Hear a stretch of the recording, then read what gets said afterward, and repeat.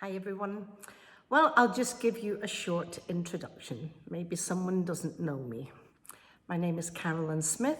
I was born in Scotland, Glasgow, and very, very happy to have done my teaching career here in Italy.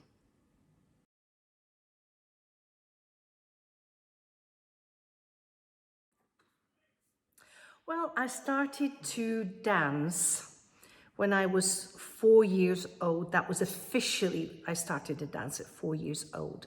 But I think I started to dance when my mother was pregnant. Now, my mother was a ballroom dancer, a competitive ballroom dancer. My father was a self-made musician, piano, guitar, and loved to sing. My mum loved to sing as well. So in the morning when they both got up, I only heard music from the morning till the evening. So something already was inside me. Then I discovered just a few years ago that actually where I was born in Glasgow, there was a very, very famous ballroom, which was called the Plaza Ballroom. All the national competitions were held there, and sometimes many international competitions were held there. And actually going out of my house, turning to the left and going to the bottom of the road, you just look over and you see the Plaza Ballroom, and I didn't know that. So my mother used to tell me that they used to go out dancing in the evening. So what they used to do was they used to take me with them, put me into a bread box, and I would sleep and they would dance. So I had a very, very early start to my dancing career. Now, I don't know whether this is why I actually started to dance, but let's say the culture of my family was music and dance. My grandparents also danced, and I was literally surrounded by the most amazing music. So, and my grandfather always said that I should have the culture of knowing who the big bands are, who are the singers, who are the pioneers of music, and also who are the pioneers of dance. So I started very young, but principally my mother took me to ballet class when I was 4 years old to try to keep me calm. Unfortunately, it didn't do that much help.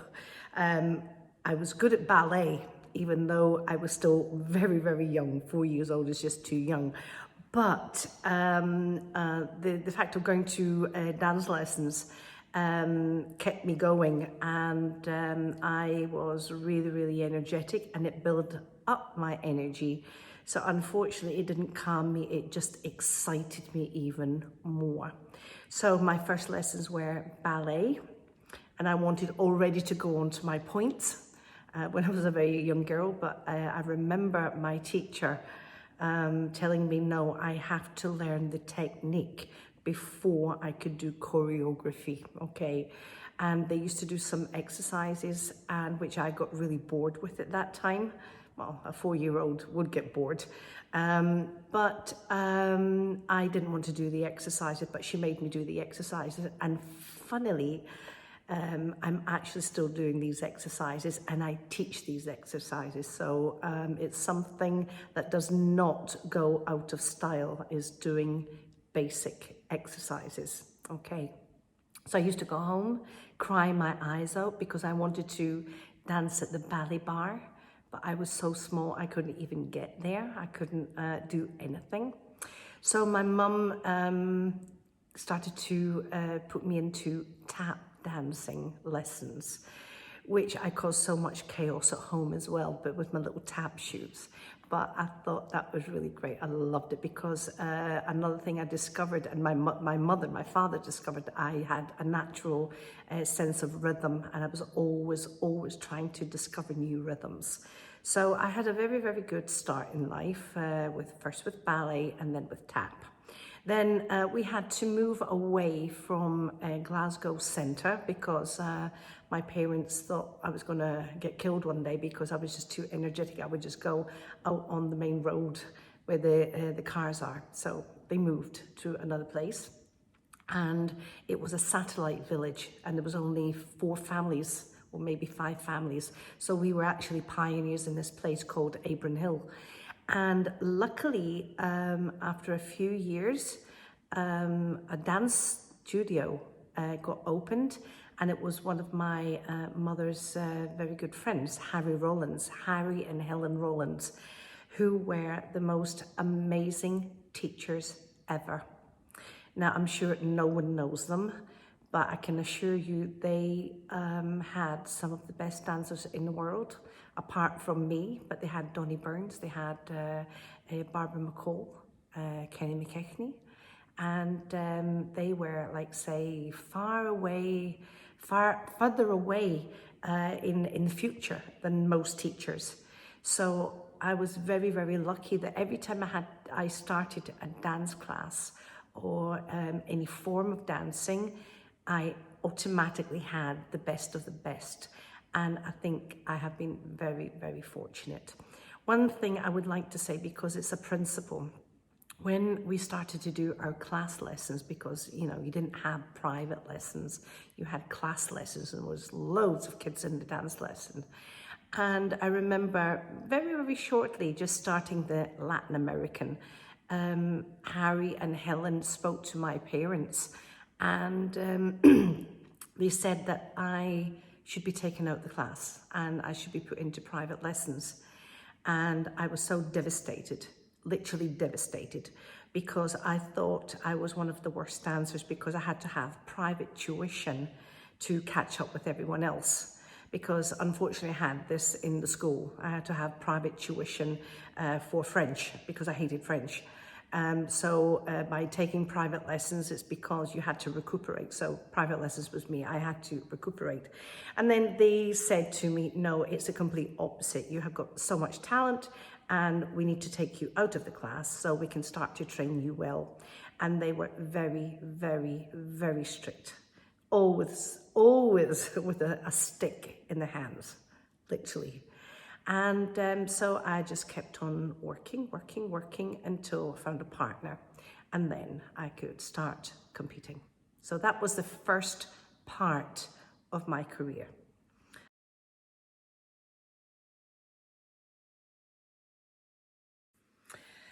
Well, dance teachers. I had very, very few dance teachers, and I am very, very happy about that because my knowledge was brought up with maybe 2, at the most 3 teachers in my career.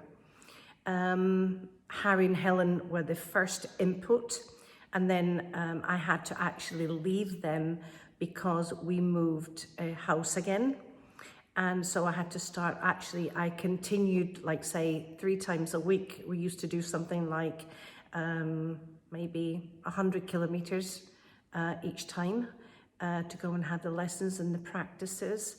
And then this was quite a stress on my parents, so I decided to actually give up dancing because I did not want to stress my parents. And I told my sister this, and luckily, she went and spoke to my parents, and my parents really had a big argument with me. They said it was their responsibility for my career, and so they spoke to Harry and Helen, and they said that we had to continue, but we can't keep doing the traveling because it was just a little bit too much with my mum and dad's work and also with my studies. So they gave me to Warren and Aileen Brown, which were the Scottish champions at that time. And they were the best couple that came from Harry and Helen. So I continued my career with them. And I must admit, Aileen was quite a very good influence on me for the technique and how to get everything very precise, particularly spinning. She used to torture me.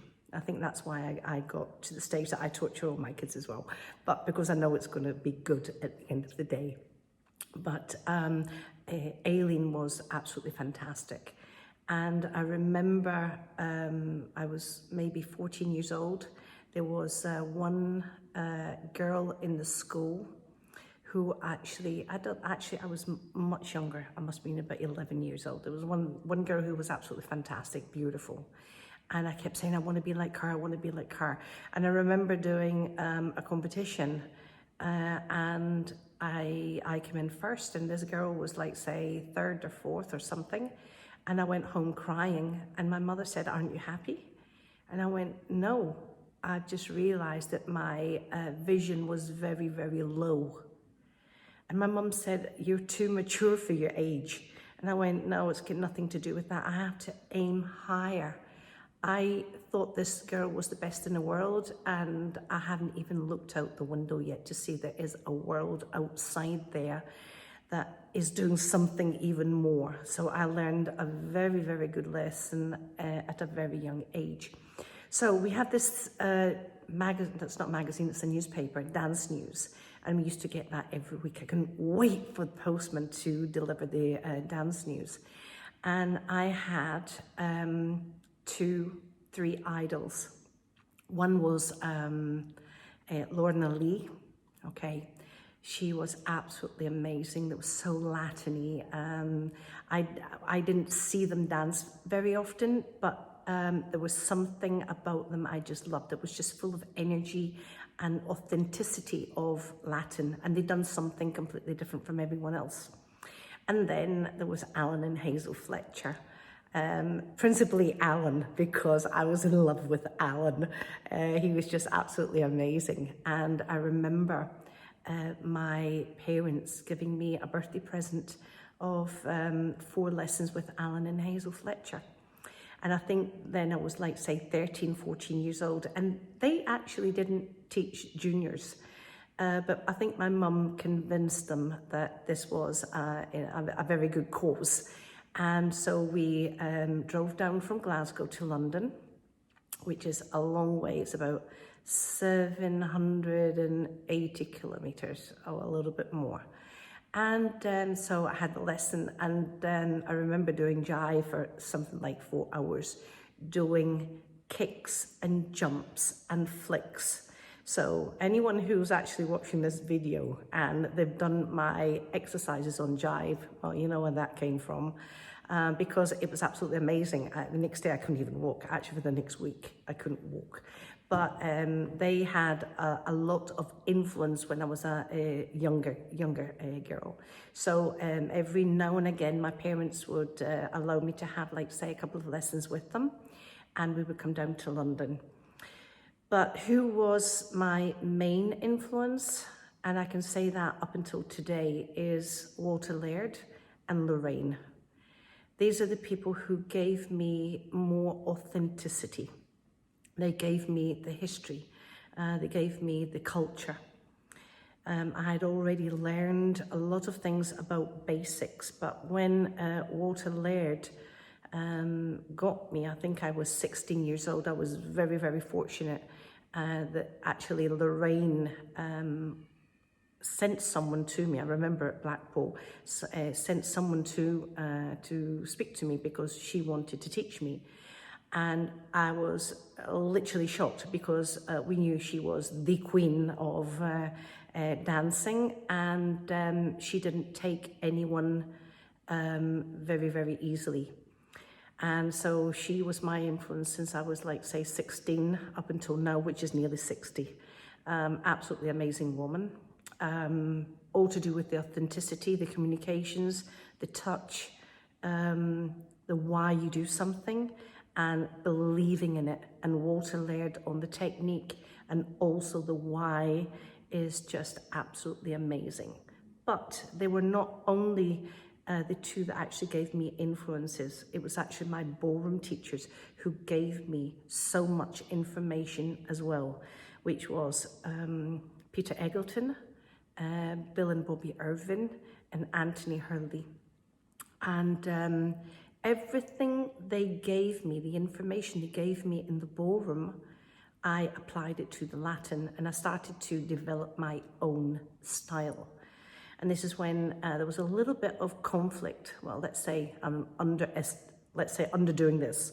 There was a big conflict with my teachers at that time because I wanted to do my own choreography. And I told them, I said, you teach me the technique that I don't know. I will do the choreography that I want. So that didn't go down very well, but it actually did at the end of the day because it was successful. I was doing something completely different. I've always wanted to be different. I don't want to be the same as everyone. There was a little time where I started to believe in some people that I had to conform with the system. And it was the worst period of my career. So I took a decision and I says, no, I do it my way. If you don't like it, it's not your problem, it's my problem. I will take the responsibility. But I know if I get it done good and get it done better, I'm going to be remembered. And that has always been my goal. I've never wanted to be a champion because anyone can become a champion. But people that have to be remembered is harder. And I must admit, I have achieved everything that I've wanted to achieve. One piece of advice I would give to all couples is have your main coach. You get your main information from one person, maybe two, and then with advice from your coach, then you go to maybe other teachers to get specific things done. Like I said, I had my main teachers. And later on in life, principally when I was in the top amateur couples in the world and as a professional, then I started to have some specific lessons with specific people. Example, with Espen Sahlberg or with Ruth Vermey. There was not that many because there was not that many people that I really wanted to be taught by. I wanted the best of the best and I got all my information from there.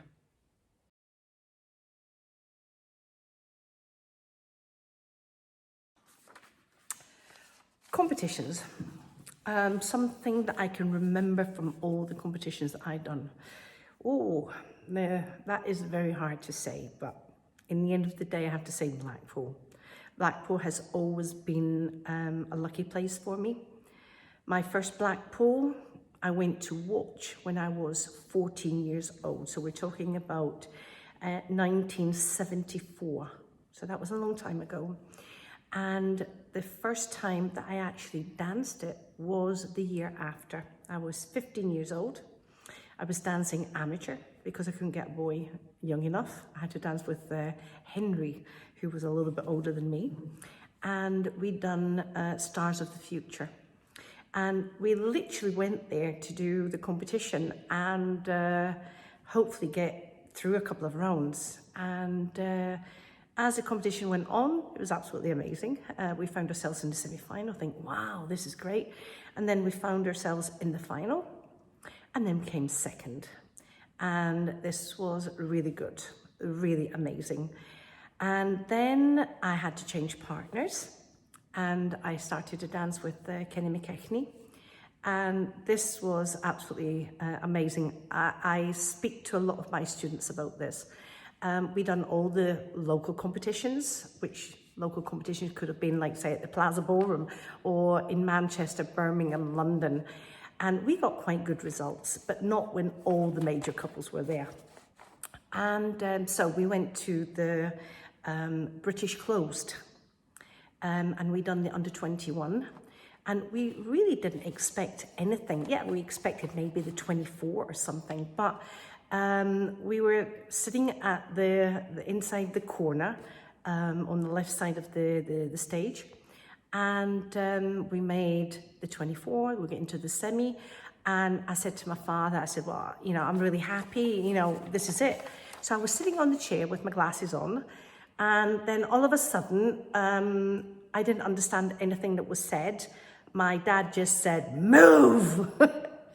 And I fell back on this chair with my legs up in the air and my partner, Kenny McKechnie, in the middle of the floor jumping about. And so I ran onto the floor and I must admit we did get quite a standing ovation just to make the final because we were the new kids on the block. And so we danced really well. I don't think we actually touched the floor, but it was really amazing, amazing time. And then we waited, like everyone at Blackpool, behind the stage. and waiting for the results. And it's always in reverse order. And sixth place, and we would go forward, and then they didn't call her number, fifth place, and then it got to the stage, there was just two of us left. And I think, oh my God, what's happening? So then second place, it was another couple. And Ken and I won our very first British closed under 21 championships. Now, this was just amazing for many reasons. We were practicing a lot. We had some economical problems and we couldn't always have lessons. And it was literally 6 months that we didn't have lessons. And we'd done all this by ourselves. And my parents used to help us in the church hall. And my mum would run around the floor with a piece of mirror because there was no mirrors in the church hall. And my father would take a film, not a video, a film, the Super 8. And you would have to wait for 1 month before they develop the actual film to see how the practice went. So we worked really, really hard. So that was my believing that if you want to become a champion, you really can without politics. Okay, you just have to work your ass off and do the correct thing at the correct moment. And then we went on, we done the amateurs, and that didn't go really that well, okay? And we worked really hard, and you know, we went to the May competition and we got literally thrown out the first round. So I remember going back to our father, our dance father, Bill Irvin, and we complained and we said, we didn't get out the first round. And he said, shut up, just sit there and learn. So we did, we sat there and learned, and not criticizing everyone, but what has someone else got that we didn't have so we could work when we go back home? So we did that and we really worked our asses off, okay? So the next time we done the British Open, Ken and I won the under 21 Latin. We came in 7th in the amateur Latin.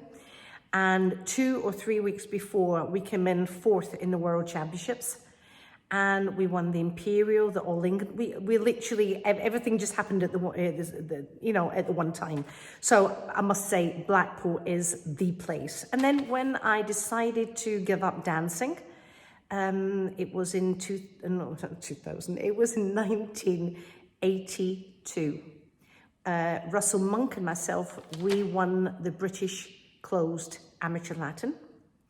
And then I came to Italy and I just gave up dancing, which it was really hard. I wanted to restart dancing again, but then I said, no, I want to teach.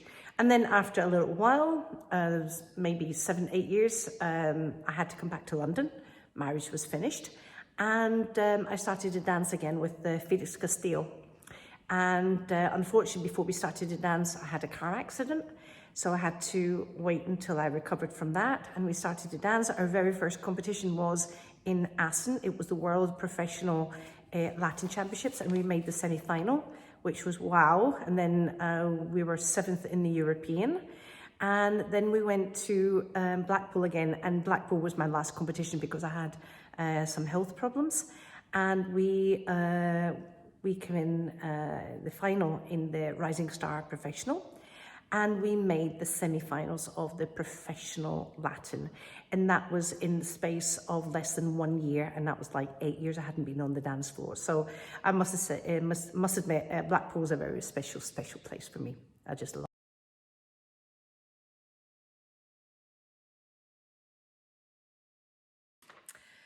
Okay, the next question is very, very particular. Yes, I am a technician, a very good technician, but I'm also good at choreography.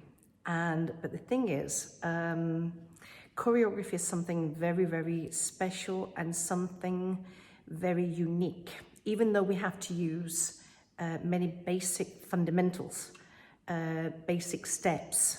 Certain choreographies you can't do without, example, your forward walks or your fans or whatever, okay?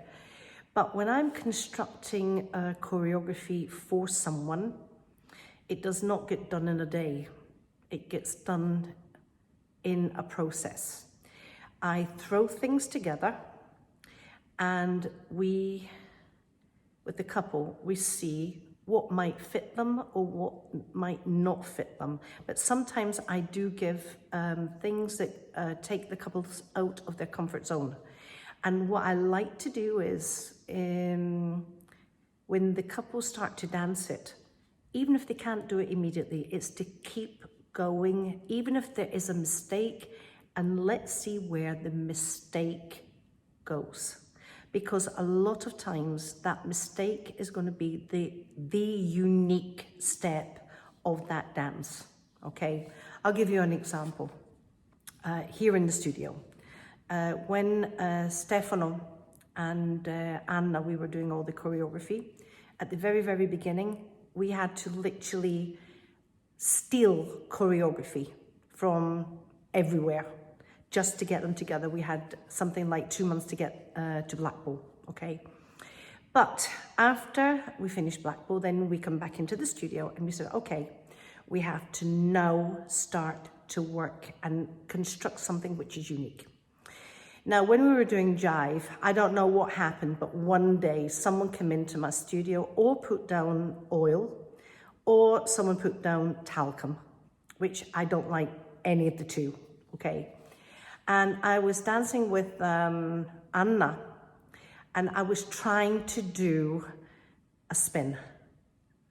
And I jumped in front of Anna, and I slipped, and I grabbed a hold of Anna. And then I started to move. Now, if everyone knows, what is the signature step of Stefano De Filippo in Jive? Well, that happened because I slipped and someone put something very slippy on the floor. When Stefano saw it, he said, that's mine, this is it. This is the step that I've got to do. And we developed it on Stefano, okay? So many, many things. Another situation I can say is Nina Bezubova. She's always got these funky movements. Now, when she was dancing with Sandro or with Genia, and then also with Nino, sometimes there was some problems with balance. So when she was spinning, she would literally grab a hold of the guy and fall over balance in a funky movement. So I was really, really pissed off. So I was teaching her the technique how to do it. And then I said, okay, why do we have to go against it? Why can't we just use it?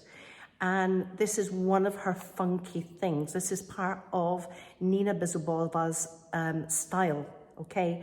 And the over-wrapping of arms round necks or arms round the waist.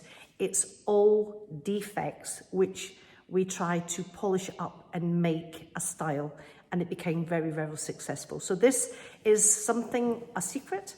I don't think it's a secret. It's, you have to have the eye for it. And one thing I love is detail, very small detail, because a very small detail can make a very, very big difference, okay? And the fact of being unique. I hate anyone being the same. And I must admit, I'm very, very proud that everyone who has come to me in all the years, I have been teaching since 1983. Now that is a long time, and I have made so many champions, and I've put people in the right road. And I've always looked at their defects, and we try to better them, make them look good, or we just eliminate them when it's necessary, okay? So I think that's the secret. Now, is choreography very important for a couple? To a certain point, some people do need choreography because they don't have the personality. But if someone has the personality, even standing still, look absolutely amazing because it's full of intention, sensation, feeling, emotions. There's soul inside everything that they do. They could just do basics and it would look absolutely amazing anyway. So I don't think it's something, you've got to look at each couple individually, which today I find individualism is dead. There's very, very few people that are individual.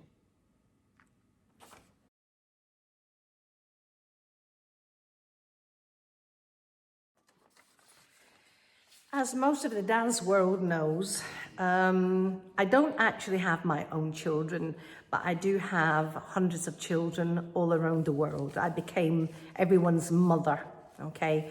Because I like to help people from the A to the Z. It's not just when they come into the dance studio. I try to help as much as possible. But there is two particular gentlemen who their parents spoke to me and Tino, and they said, take them and do whatever you want, to a certain extent, but all to do with the dancing. Nino Langella was 8 years old when he started in my studio, and Stefano Di Filippo was 11 years old.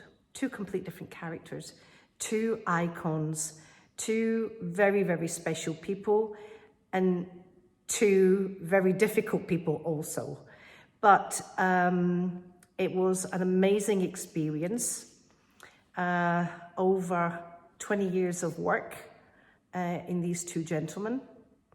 And so they are very, very strong in their own rights, because they were taught, believe me, very, very well at the beginning. They got a very, very strong basic education on dancing right from the beginning. And I always teach everyone to have their own opinions, okay? Nino sometimes did not have his own opinion, but Stefano did. And in here in the studio, things would fly around the studio. Me and him arguing, okay? But it was good, because he had this opinion. Even though I was teaching him, he had his own opinion, okay? So this is good, because I want people to build up their characters. And then they have to be, which is really hard, they have to be left alone, because then they have to fend for themselves, okay? I defended them for many, many years in everything, and they become exceptional dancers. If we talk about how much they worked, well, they had the possibility to work literally every day. When most of the time when they finished their studies, okay, they actually lived with us in the house. So they can just walk across the garden into the studio, and the studio's free 24 hours a day. But that was a little bit difficult for them to do that walk. So I had to wake them up early in the morning, kick them out of bed, to literally shout at them to go and practice. The effort was really, really hard, but it was worth it. And even though many things have changed, some people ask me, would you do that again, knowing many things has happened? And I said, 100% yes, I would do it all over again. Anyone who has ever come into the studio and I have given them any information, and if there has been any problems, it doesn't matter, I would do it all over again, because now I see so many champions, and I'm not going to name drop. That is so easy for people to name drop. Most people know who my finger has been put on, okay? And it's really nice to see that most of the pro final I've touched more than 80%. This is really cool. And it's nice to see the couples making their own life, being a man, being a woman, because they shouldn't be always stuck to the teacher. They should have their own lives, even though some people don't understand that. And that could be the pupil as well, okay?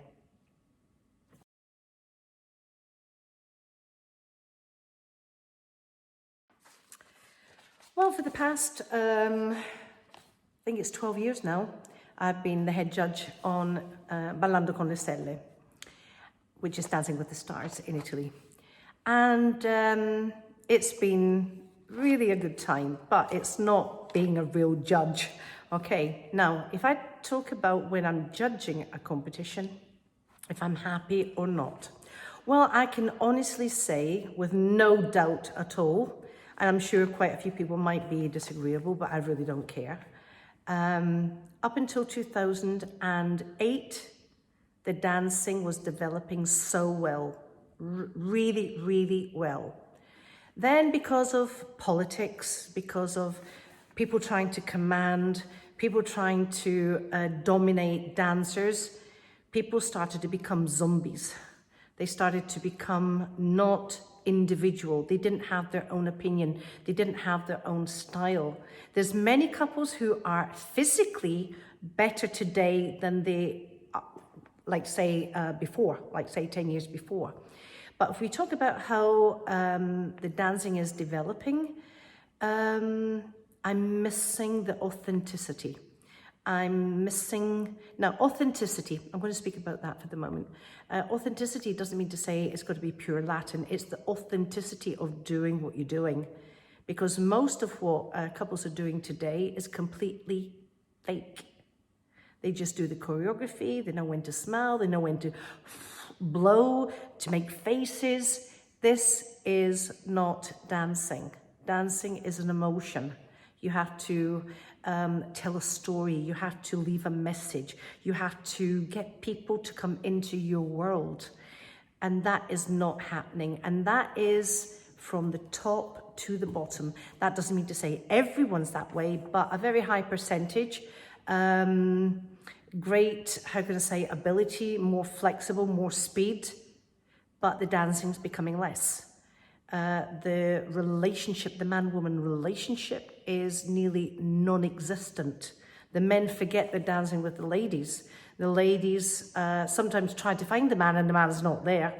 But there is something really, really missing. So I would advise a lot of the new generation is to go back and have a little bit of culture and go back onto YouTube and go and see the icons of dancing, why they became icons and why you will not become an icon. There's only going to be a few people that are going to be icons at the moment, and there's not enough.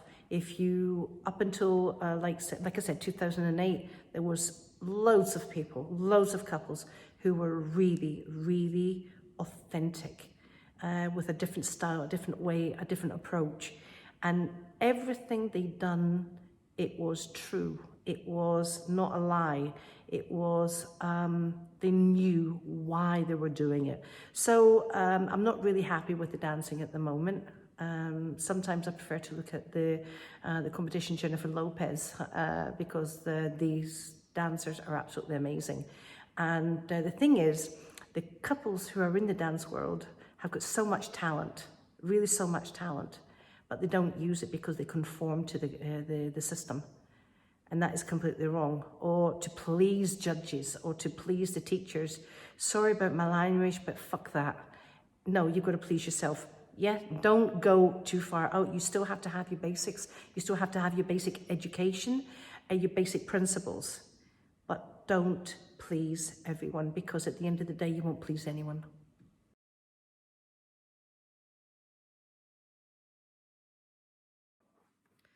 Well, hopefully, in this period that we've had this lockdown, sincerely speaking for me, with no disrespect of anyone who has really had grave problems, but this was an opportunity for everyone to just stop still, no interference with anything, because no one had to go out of the house. So this was an opportunity for every single dancer to practice from the morning to the evening until blood comes out of your feet. Yes, blood should be coming out of your feet, okay? If that's never happened to you, well, you're not working, okay? So working the whole day, finding a mirror, doing all your exercises, this was an opportunity, which means the moment that the lockdown gets opened up, everyone can go back into the studio and not start again where they left. No, they've already done like 10 steps further ahead with their work. So if you haven't done this so far, you've still got a couple of weeks, or maybe hopefully it's going to be a few weeks. You can still catch up. Do as much as you can in this period, because it's called self-development. You should take this opportunity to really, really work hard, okay? And then as soon as you get out, appreciate your partner better. Appreciate your teachers better and appreciate the time that you have to practice, okay? You have to have gratification for everything. Please, this is really necessary. Don't waste time. We already seen with the COVID-19, in 2 seconds, everything got cut away. In one moment, your career could be finished, but in one moment, your career can just take off. You never know when. So why take the risk of not doing something? Just keep working. Okay, so I have given 5 exercises. I was asked to give 3, but I threw into bonus exercises. Well, what do you need? These. It's like Velcro pads, or you could use handkerchiefs, a towel, anything that's small that can slide on the floor, okay? So the first exercise is forward walks. The second is ronde. The third is whisk. The fourth is stationary samba walks. And the last one is controlled elevation. So I'm very, very dramatic and very drastic as on the quantity of exercises that you have to do.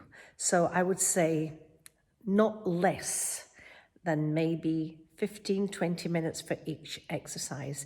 If you do this every single day, your technique will guaranteed be better, okay? If you do it every day, okay?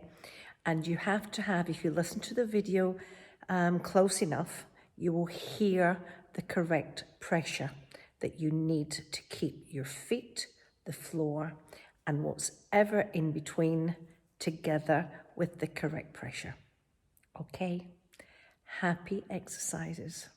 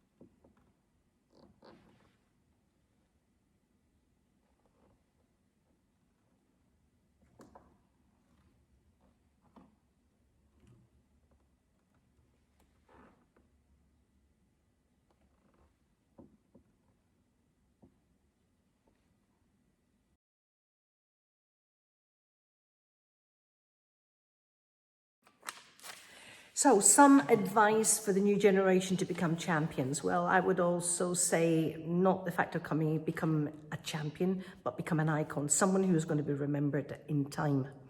Like I said, we've had so many champions that got there without explaining the whole situation.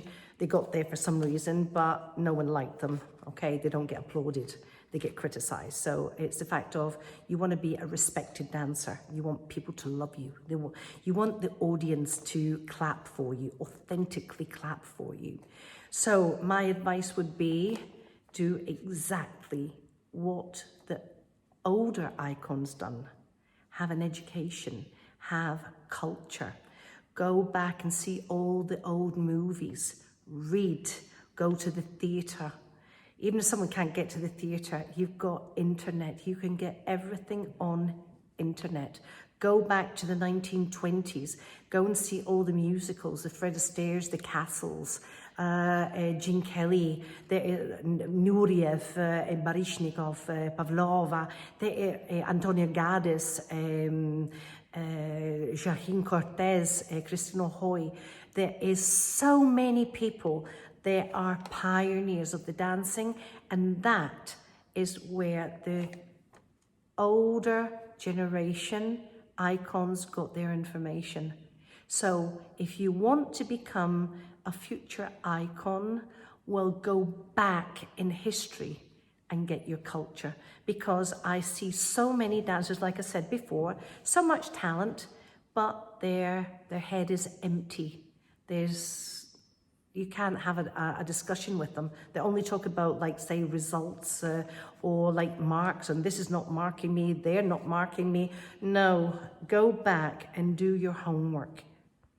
Get some inspiration. Michael Jackson, even from the modern jazz world, there is Bob Fosse. There is so many places to get inspiration, and then take it into the studio or take it into your home, take it into your bedroom in front of the mirror and start to try all these different things that you see and have the pleasure of bringing it into 2020. It's not easy, but dancing is not easy. But once you get into the swing of it, then you can find your own identity, your real identity. Because like I said, for me, 95% of the dancers has no identity. And that for me is very, very sad. Very, very sad.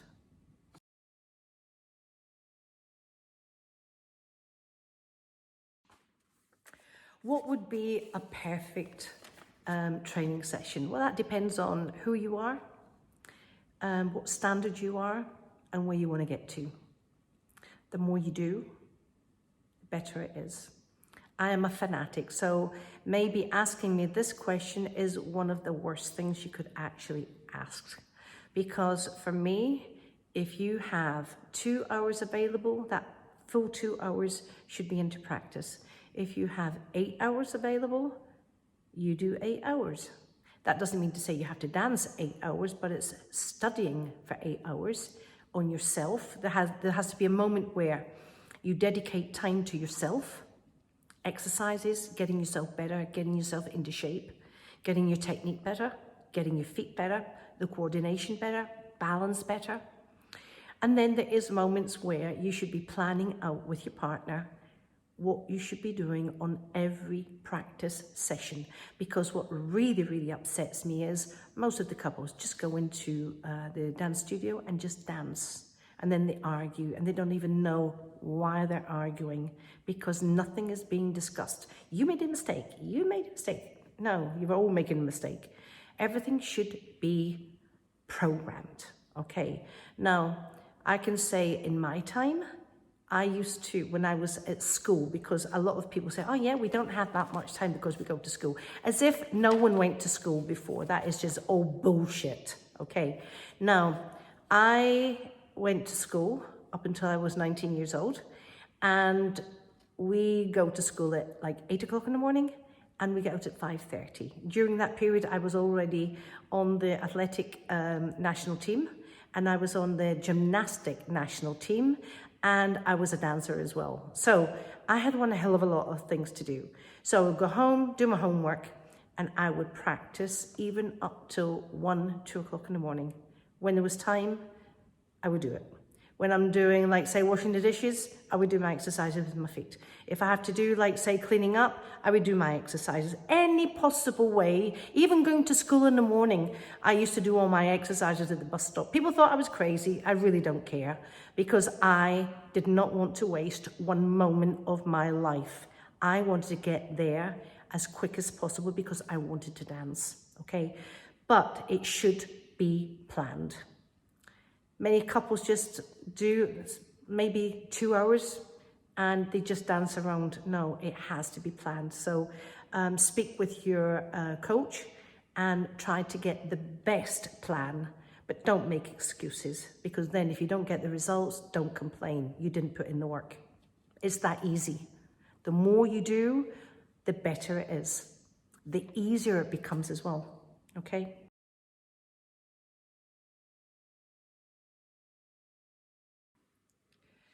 I will give you some exercises to do, and also I will give you, if you want, a playlist of some things to research about and start to find something different that might just touch you. It just might give you that X factor within your dancing to do something differently, okay? Remember, dancing is expression, okay? And you have to express what you feel, not what people tell you to do, okay? You have to listen, but then you have to try. So please take this time to explore yourself first. Secondly, explore outside of our dance world. There you will find answers that you will never find in the dance world, in our dance world. Okay? I hope I've given you some information. I hope you will listen to it a little bit, but please, please develop your dancing. Be unique, be special, and always think of the positive side of everything. If you're not yet a champion or you're not yet an icon, don't give up. One day it can just happen like that. Like many people, many of the icons. You all see the icons there and you think, yeah, they were made that way. No, I know literally every single one of them. And they had really hard times. They had unsuccessful moments. They had desperate moments. They had moments where they wanted to give up dancing, which I can say is quite a lot of the icons that wanted to give up dancing. But if they have a good coach beside them, I have saved so many dancers and they are getting there. So believe in yourself and don't give up. Bye.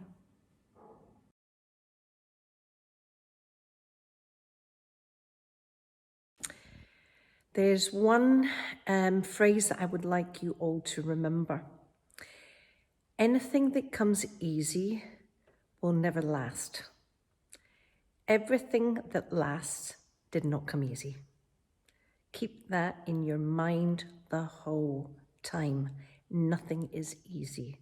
But when you do acquire everything, you've done enough work that it becomes part of you, part of your DNA. Bye.